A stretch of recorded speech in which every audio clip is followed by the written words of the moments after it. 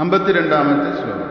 സാമാന്യസത്ത സർവേഷാം മദാനാമനുബന്ധിനി ഏകൈവാദോപ്യേകമേവ മതം യുക്തിചമൽകൃതം. സർവേഷാം മദാനാം അനുബന്ധിനി. സർവേഷാം മദാനാം അനുബന്ധിനി, എല്ലാ മതങ്ങളെയും അനുബന്ധിപ്പിക്കുന്നത്, കോർത്തിണക്കുന്നത് എന്ന അർത്ഥമാണ് യഥാർത്ഥത്തിൽ അവിടെ ചേരുക. സാമാന്യസത്ത, എല്ലാത്തിനും അടിസ്ഥാനമായ സാമാന്യമായൊരു സത്തയാണ്. ഈ സാമാന്യസത്ത എന്നത് മനസ്സിലാക്കിയെടുക്കണം. പ്രപഞ്ചം നിർമ്മിതമായിരിക്കുന്നത് പഞ്ചഭൂതങ്ങൾ കൊണ്ടാണ്. പഞ്ചഭൂതങ്ങൾ പൃഥിവി, ജലം, അതുപോലെ തേജസ്, വായു, ആകാശം. ഈ 5 ഭൂതങ്ങളും വേറിട്ട ഭൂതങ്ങളാണെന്ന് പറയാൻ കഴിയില്ല. ഈ 5 ഭൂതങ്ങളും ഏതൊരു മൂലഭൂതത്തിൽ നിന്നുണ്ടായുവോ ആ മൂലഭൂതത്തെ സാമാന്യസത്ത എന്ന് പറയും. പഞ്ചഭൂതങ്ങൾ ഏതിൽ നിന്നുണ്ടാകുന്നു? മൂലഭൂതത്തിൽ നിന്ന്. ഒരു കോസൽ സബ്സ്റ്റൻസ് ഉണ്ടായിരിക്കണം, അതിൻ്റെ മൂലമായ ഒരു സത്ത ഉണ്ടായിരിക്കണം. ആ മൂലമായ സത്ത ഈശ്വരനാണ്. ഈശ്വരനാണ് മൂലസത്ത. ആ ഈശ്വരനിൽ നിന്നാണ് പഞ്ചഭൂതങ്ങൾ ഉണ്ടാകുന്നത്. പഞ്ചഭൂതങ്ങളിൽ നിന്നാണ് ഈ മരമുണ്ടാകുന്നതും നമ്മളുണ്ടാകുന്നതും പുഴു ഉണ്ടാകുന്നതും മലയുണ്ടാകുന്നതും എല്ലാം. അപ്പം അങ്ങനെ നോക്കുമ്പോൾ പ്രപഞ്ചത്തിൻ്റെ ആധാരസത്ത, മൂലസത്ത, സാമാന്യസത്ത ഒന്നാണ്. ഒരു കാരണത്തിൽ നിന്നാണ് ഈ സകല കാര്യങ്ങളുണ്ടായി വന്നിട്ടുള്ളത്. കാര്യങ്ങൾ എന്നത് പ്രപഞ്ചജാലത്തെ മുഴുവനും ചേർത്ത് പറയുന്ന പേരാണ്. സകല നാമരൂപങ്ങളും ഏക കാരണത്തിൽ നിന്ന് ജാതമായിട്ടുള്ളതാണ്. ആ ഏക കാരണമാണ് സാമാന്യസത്ത. അതുകൊണ്ട് ഇവിടെ നാനാത്വം എന്നത് നമുക്ക് അനുഭവം ആണെങ്കിലും നാനാത്വത്തിൻ്റെ പിന്നിൽ ഒരു ഏകത്വം വർത്തിക്കുന്നുണ്ട്, ഇരിക്കുന്നുണ്ട്. അത് നാം അറിയണം. നാനാത്വം വെറും തോന്നൽ മാത്രമാണ്, ഭ്രമം മാത്രമാണ്.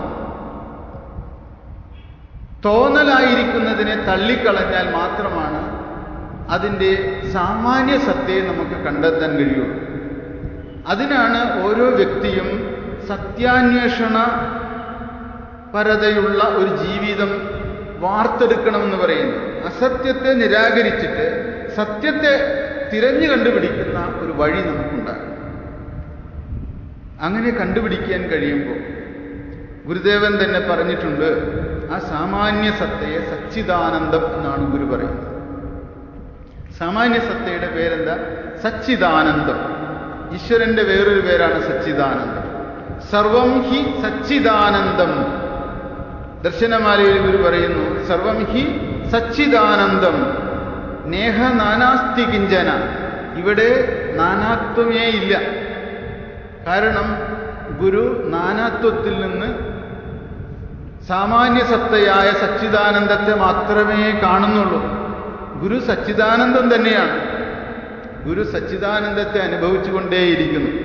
അങ്ങനെയുള്ള ഗുരുവിന് നമുക്ക് സാമാന്യ സത്ത ഉപദേശിച്ചു തരാൻ കഴിയും.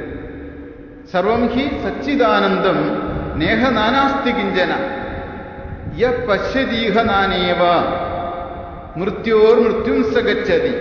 ഇനി ആരാണോ അവരുടെ അവിവേകം കൊണ്ട്, അജ്ഞാനം കൊണ്ട് നാനാത്വത്തെ മാത്രം കണ്ടുകൊണ്ടിരിക്കുന്നത്, അവരുടെ ജീവിതം ദുരന്തമാണ്.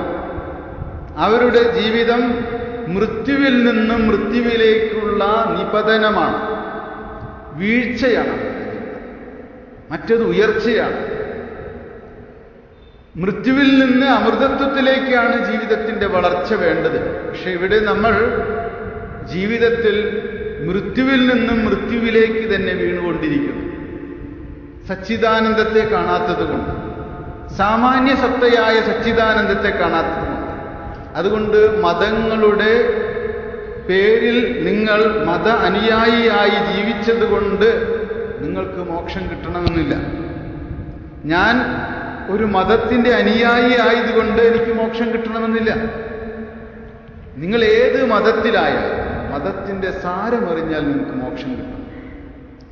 മതത്തിൻ്റെ സാമാന്യ സത്തയെ അറിഞ്ഞാൽ നിങ്ങൾക്ക് മോക്ഷം കിട്ടും. അല്ലാതെ ഉപരിതലത്തിൽ നിങ്ങൾ ജീവിച്ചതുകൊണ്ട് മോക്ഷം കിട്ടണമെന്നില്ല. അത് നിങ്ങൾ ഹിന്ദുവായിക്കോട്ടെ, ക്രിസ്ത്യാനി ആയിക്കോട്ടെ, മുസൽമാനായിക്കോട്ടെ, സിഖുകാരനായിക്കോട്ടെ, ജൈനനായിക്കോട്ടെ, ബൗദ്ധമതാനിയായിക്കോട്ടെ, ഏത് മതത്തിൻ്റെ വക്താവായാലും മതസാരമറിയണം. ഗുരു മാനവരാശിയെ മതസാരത്തിലേക്ക് വളർത്താനാണ് സഹായിച്ചത്. അതുകൊണ്ട് ഗുരുവിൻ്റെ കൃതികളും വാക്കുകളും ഈ ലോകത്തിലെ ഏതൊരു വ്യക്തിയോട് പറഞ്ഞാലും അവർക്ക് അതിലെതിർപ്പ് കാണില്ല. സാരം കിട്ടണമെങ്കിൽ ആ തരത്തിൽ അന്വേഷിക്കണം. അപ്പോൾ സാമാന്യ സത്ത എന്നത് എല്ലാറ്റിലും ഉണ്ട്. ആ സാമാന്യ സത്തയെ കണ്ടാൽ മാത്രമേ നമുക്ക് ലക്ഷ്യം നേടാൻ കഴിയുള്ളൂ. അതുകൊണ്ടാണ് യുക്തിചമൽകൃതം മതം ഏകമേവ, യുക്തിയുക്തമായ മതം ഒന്നേയുള്ളൂ, അനേകമില്ല. അപ്പോൾ എല്ലാ മതങ്ങളെയും കാച്ചിക്കുറുക്കി അതിൻ്റെ സാരം കണ്ടെത്തി അനുഭവിച്ച് അതായിത്തീർന്ന് ജീവിക്കുന്നതാണ് ഗുരു പറയുന്ന ഏകമതം. ഏകമതം അതാണ്. അപ്പോൾ ഗുരു, നിങ്ങൾ ഇതിൽ ഏതെങ്കിലും ഒരു മതം എടുത്ത് പറയരുത് ഗുരുവിൻ്റെ മതം ഇന്നതാണെന്ന്. ഗുരുവിൻ്റെ മതം, മതങ്ങളുടെ സാരം ജീവിതത്തിൻ്റെ ലക്ഷ്യമാണ്, എല്ലാ മതങ്ങളുടെയും സാരം. അതുകൊണ്ടാണ് ഗുരു പറഞ്ഞത് എല്ലാ മതഗ്രന്ഥങ്ങളും പഠിക്കണം, ഒരു മതത്തിനോടും വിരോധം വെച്ച് പുലർത്തരുത്. ഉപരിതലത്തിലല്ല മതം പ്രവർത്തിക്കേണ്ടത്, ആഴത്തിലാണ് മതം പ്രവർത്തിക്കേണ്ടത്.